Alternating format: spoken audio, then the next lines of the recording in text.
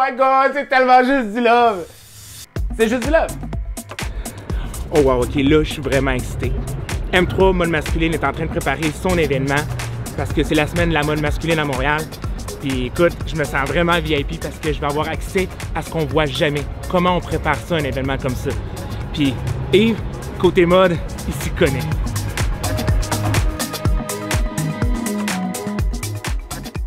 Ben, Mode Masculine Montréal, c'est un projet parce que il y a quelques années, j'avais parti une émission sur le web sur la culture du divertissement.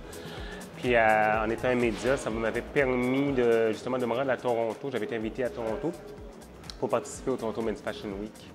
Et quand je suis arrivé là-bas, l'expérience a été tellement extraordinaire que ça m'a inspiré de créer un événement comme celui-là pour Montréal. Je me suis dit, ben voyons, tu sais, j'ai le glamour c'était vraiment très glamour. J'avais l'impression d'être à New York. L'effervescence qu'il y avait là, le monde était tout beau, tout bien habillé, de bonne humeur, souriant, accueillant. Moi, en tant que média, ben, la chance que j'ai eue, c'est que j'avais un de mes amis qui était photographe pour l'événement même. Alors, c'est comme ça que j'ai eu la passe et je me suis fait inviter. Et j'ai rencontré plein de gens intéressants. Le réseautage que j'ai fait, j'ai rencontré le président de la Coupe Rogers, j'ai rencontré Ginny Baker, je suis allé backstage, j'ai lâché backstage et tout ça. Parce que justement, mon ami photographe, il s'appelle justement Yannick, lui, il était vraiment connecté avec les gens du Toronto Men's Fashion Week. Fait que moi, ça m'a permis vraiment d'aller dans les coulisses, puis en plus de me retrouver en première rangée. Que l'expérience VIP était vraiment extraordinaire. Alors, je me suis dit, ça se peut pas qu'on n'ait pas quelque chose comme ça à Montréal. Alors, c'est de là que l'idée est partie, et de faire un événement pour la mode masculine, justement, à Montréal.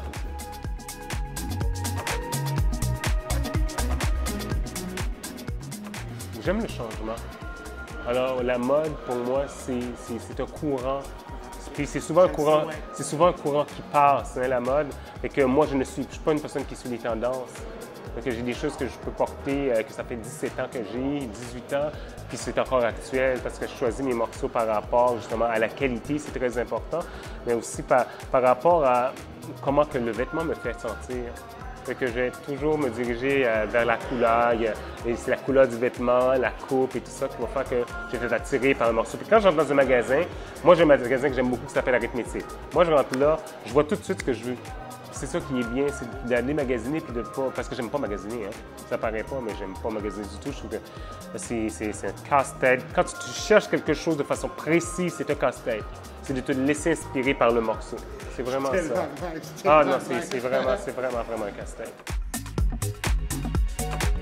Mais la mode, je peux dire que la mode m'a comme sauvé la vie un peu parce que moi, je savais pas que c'était quelque chose qui me venait aussi facilement. Quand j'étais adolescent, je dessinais beaucoup, mais je dessinais des collections parce que les gens pensaient que j'allais devenir designer, mais finalement, j'ai pris toute une autre direction. Tu sais, je ne me suis pas intéressé du tout à la mode, mais moi, j'aime m'habiller, j'aime le vêtement, j'aime le beau, j'aime le glamour, j'aime le design, j'aime l'architecture, j'aime le beau. Fait que, tu sais, à un moment donné, je me suis déniaisé, puis j'ai évité la mode pendant longtemps pour finalement en revenir à produire un événement. Fait que je trouve ça vraiment, faut jamais dire jamais. C'est ce qui me vient le plus facilement, vraiment, les belles choses, le design, c'est des choses que j'aime. Fait que, comme aussi j'ai un côté pas mal artiste, pas mal performant, parce que je danse depuis l'âge de 14 ans. Je commençais à danser à l'âge de 14 ans, puis à travers la danse, je créais des moves, puis moi j'ai fait du freestyle pendant longtemps. Alors, j'ai gagné en popularité à cause de la danse aussi, avec mes amis, à l'école et tout ça. Fait que c'est tout Je pense que ce que j'ai fait à travers le temps, c'est que j'ai pris tous mes talents, toutes les choses que je savais faire, qui me venaient facilement, et j'ai créé cette plateforme-là, qui est Mode Masculine Montréal, M3. Fait que là, je mets toutes les choses qui me fascinent, justement, par rapport à la créativité, le spectacle, la musique, le design, les vêtements. Fait que c'est tout un melting pot de tout ce qui me fascine, de tout ce que toutes les choses qui sont faciles pour moi. Et le gros challenge face à n'importe quel projet comme celui-ci, c'est l'argent. C'est le financement. C'est de trouver les gens qui vont te financer, c'est de trouver les gens qui vont croire en toi, c'est de trouver les gens qui vont t'aider. Ça, c'est le gros challenge. Par chance, je suis une personne qui a des ressources parce que j'ai des bons contacts, j'ai des gens qui m'aiment beaucoup et qui supportent le projet et qui trouvent que l'idée est bonne et que c'est innovateur pour eux, pour la ville. Alors, le support que j'ai, c'est absolument incroyable. Fait que moi, je me trouve vraiment chanceux. J'ai vraiment beaucoup de chance. Je me trouve béni même d'avoir autant de personnes qui m'aiment. Je vous remercie tous de me supporter dans cette aventure-là parce que c'est pas toujours facile, surtout quand on n'a pas nécessairement le financement justement pour pouvoir atteindre nos objectifs. Mais une fois que les gens sont convaincus, là, c'est facile. La première est toujours dure à atterrir quand on fait un projet. C'est ça que je dis aux gens, ne vous découragez pas. Hein. Quand on croit en quelque chose, il faut foncer, parce que c'est plus facile de se décourager que de garder le courage et de continuer à avancer. On va rencontrer des challenges, j'en rencontre des challenges à tous les jours. Je dois dealer avec les personnalités, je dois dealer avec les gens qui ne font pas les retours, je dois dealer avec les personnes qui ne font pas de suivi ou les gens qui sont stressés, on doit dealer avec tout ça. Mais c'est de savoir où se trouver aussi, c'est de savoir trouver une balance et de ne pas entrer dans cette game de stress-là, puis de garder son calme, de focusser sur le but à atteindre. Et la suite des choses pour moi, c'est que moi, je suis déjà rendu à la prochaine édition.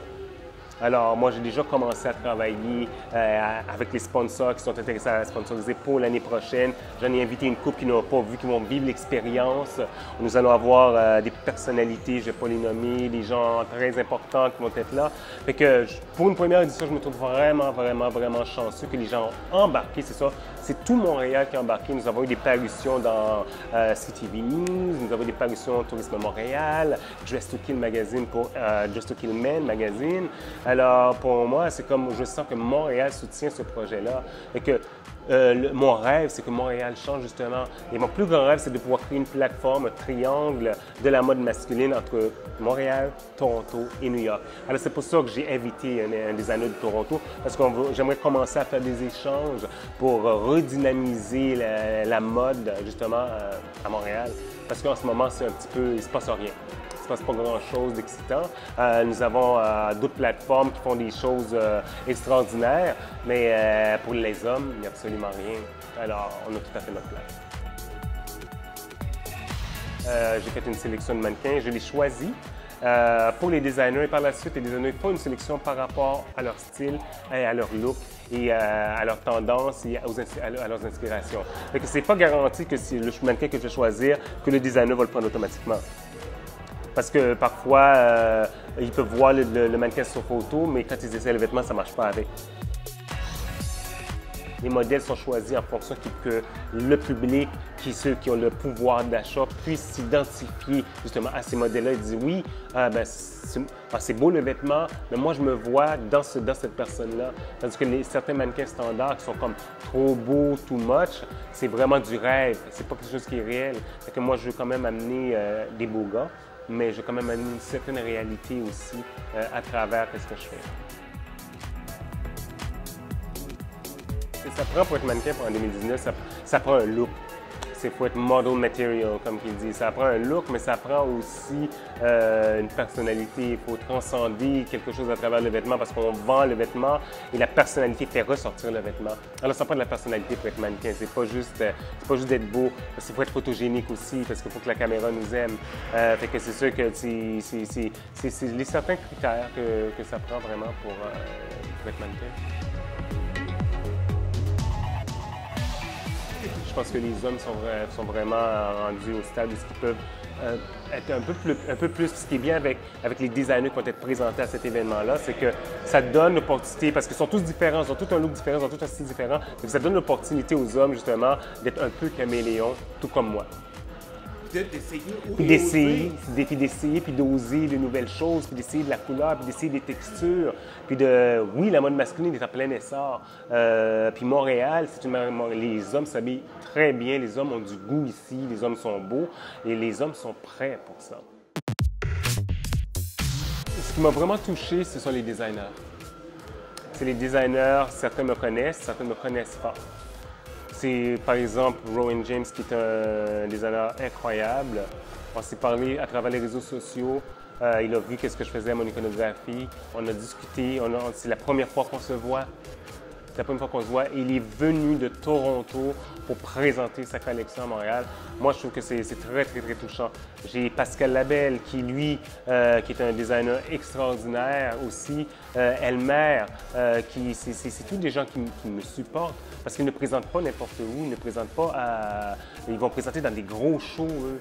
Alors, juste le fait qu'ils me donnent cette chance-là, de créer une plateforme pour eux, mais de créer une plateforme aussi pour la ville, pour moi, c'est juste, ça me touche énormément. Ouais. C'est le bon high five que tu as C'est vraiment le high five, c'est vraiment l'approbation. Puis en plus, avec tout ce qui s'en est suivi, avec les médias qui supportent et les gens qui vont être présents, pour moi, c'est absolument incroyable. Ouais, ça veut tout dire. Je me sens supporté, je me sens aimé, je me sens poussé vers le haut. Et c'est ça qui me motive à continuer à faire ce que je fais et à vraiment préparer pour les gens un superbe spectacle. Ce qui m'a touché aussi beaucoup le plus, c'est la compagnie Expertise qui du début jusqu'à la fin, c'est la compagnie audio, son et lumière qui me supporte depuis le début. Ils m'ont dit, nous sommes avec toi jusqu'à la fin, on croit en ton projet. Et ça, c'est extraordinaire. C'est quand on a des gens comme ça qui nous supportent, c'est sûr qu'on se... c'est pas une question d'orgueil, hein, mais on sent qu'on doit bien faire les choses, puis de garder les deux pieds sur terre, puis d'avoir une certaine humilité, puis d'aller de l'avant, peu importe.